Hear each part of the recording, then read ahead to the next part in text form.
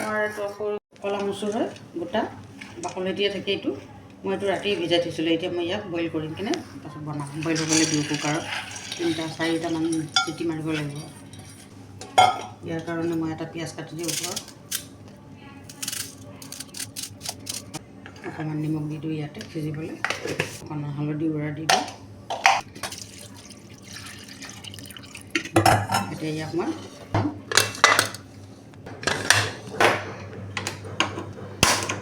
5টামান city মাৰাৰ পিছত নমাই ঠাণ্ডা কৰি তেতিয়া তেল মাৰিম আমাৰ কলা মচুৰি বইল কৰা হৈ গ'ল এতিয়া মই ইয়াক তেল মাৰিম ভাঙি যোৱা নাই একো হোৱা নাই ধুনীয়াকৈ সিজি গৈছে ইয়াত কেৰাহীটো গৰম হৈছে তেল অলপ দি দিছোঁ ইয়াতে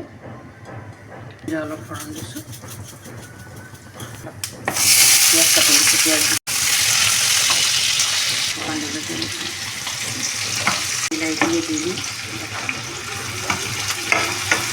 হালধি দিছিলোঁ অকণমান নিমখো দিছিলোঁ অলপ নিমখ দি দিওঁ ইয়াতে অকণমান চফৰ পাউডাৰ দিছোঁ অকণমান ধনিয়া গুড়া দিছোঁ আদা নহৰু পেষ্ট দিছোঁ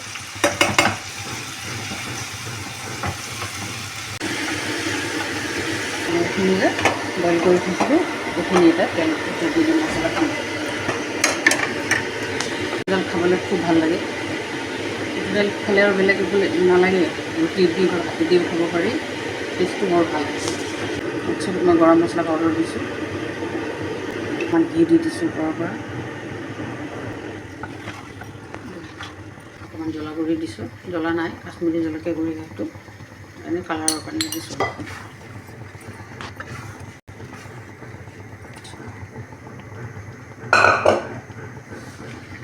গৰম পানী কৰি দিব লাগে গৰম পানী কৰি দিলে ভাল হয় সোনকালে হয় বস্তু সেইকাৰণে মই অকণমান দৈ লৈছিলোঁ দৈখিনি মই ভালকৈ ফেটি লৈছোঁ নাই কাৰণে মই মিঠা দৈ লৈছোঁ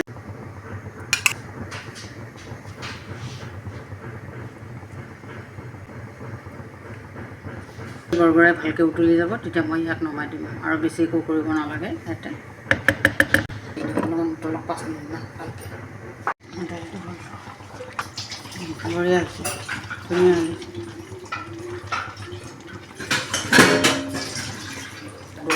দূৰত যা